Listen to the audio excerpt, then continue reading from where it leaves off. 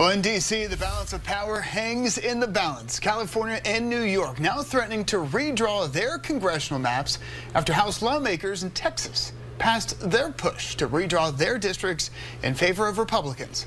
At stake, a possible shift in power in Congress. So for more, we sat down with our political analyst, Dr. Brent Nelson with Furman University. Well, Dr. Nelson, thank you so much, as always, for taking some time with us. When we look at all of this redistricting that's going on across the U.S., especially in Texas, California, now New York getting involved, what's basically your biggest takeaway when you see everything that's unfolding and the possibility of a change in balance of power in Washington? Well, the biggest takeaway is that the country is so evenly divided that each party is looking for any kind of small advantage they can get so that they can have some advantage in the 26 midterm elections coming up next year. So what we're seeing are unusual developments here. The usual case is that states reapportion their seats. They redraw their lines every decade after the census, after they find out whether they're going to add a seat or have a seat taken away. They redraw the boundaries. State legislatures do that for the most part in most states. And it's a partisan process. The Supreme Court has actually said being partisan is okay. You can't racially discriminate, but you can discriminate on the basis of party. And so that's what these states are doing. And it has started in Texas, where they're where the Republican majority there are trying to get a 5-seat swing to the Republicans by redrawing the map in the middle of a decade. Not right after the census, but in the middle of a decade, which is possible. It's not the norm, but it's not against the law. And now California wants to counter by redrawing their map to get the Democrats a 5-seat swing. So you're seeing this hyper-partisanship across the country.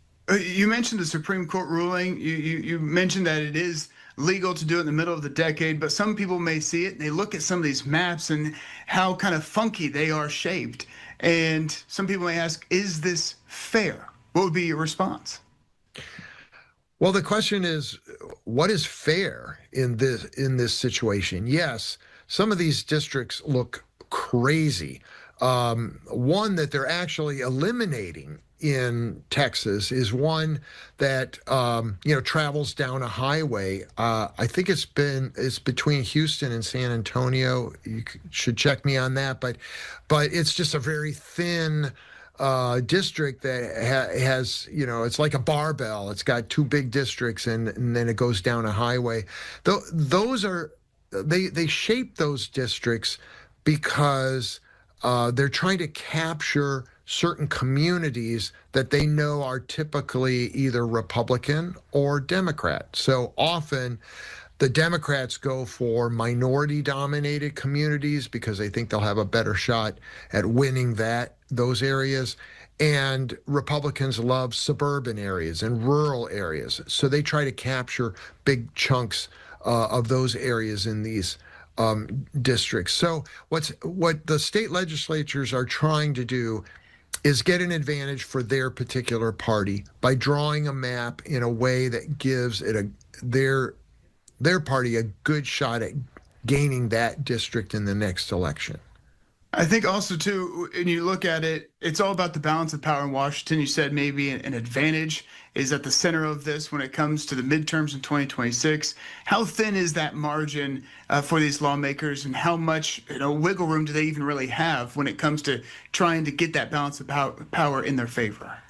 Well, right now, the Republicans have a 2-seat advantage in the House of Representatives. Now, that's not always exactly the case because people get sick or they have a death in the family and they're absent. So that's why Speaker Johnson is always really concerned about how many Republicans are in the room when he calls a vote.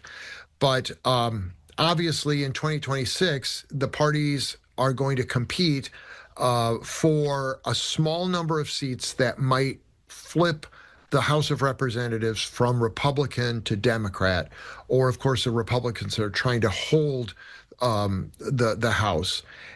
5 seats, which was up for grabs in Texas, where they just voted to redraw the map. The Republicans there think that by redrawing the map, they can get 5 more seats to the Republicans from Texas. Well, that would be enough to switch, to keep the Republicans in charge in the House of Representatives. A lot of factors in place. Dr. Nelson, always appreciate your time and your insight. Thank you. Thank you.